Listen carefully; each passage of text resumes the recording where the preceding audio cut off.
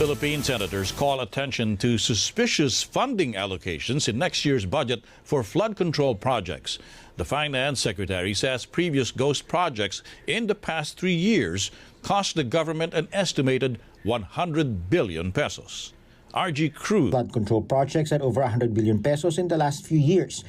And it's not just lost opportunity. Ghost projects, nawalan po ang ating ekonomiya ng 42.3 billion hanggang 118.5 billion piso mula 2023 hanggang 2025.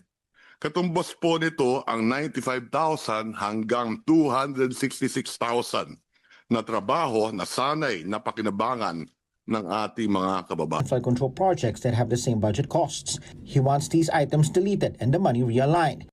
Kung i-delete namin lahat itong red flag na ito na mga items, saan namin dadalhin? Para naka-align doon sa inyong direction under the PDP, medium term. And we counted from NCR to Region 3 alone, flood control management 1, nasa mga 500 items. Yung exact amounts, similar amounts of 75 million each, 100 million each, 120 million each, 150 million each. Amount, 149,750,000 each. At hindi man lang ginawang 149 flat o isa na lang sa 150 para may pangkape. Pare-pareho po ang halaga hanggang sa huling piso. Nilagyan pa ng butal para hindi po. Na sa NEP. That's why makikita natin ang daming package 1, package 2, package 3, lahat 100 million, 149 million, sinasadya na hindi lumampas ng 150 million. No, so they're gaming the...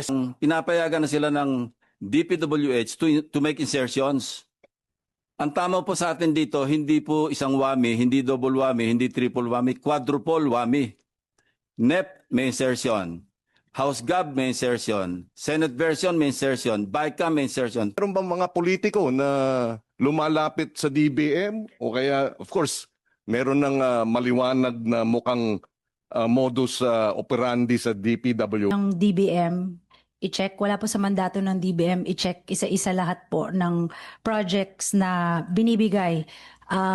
The volume of DPWH budget has 700 plus pages and the total line items is about 15,000. Malinaw po sa budget call na special ang nature ng project proposal pag DPWH po. With all these red flags, some senators don't want to approve the DPWH budget as it stands.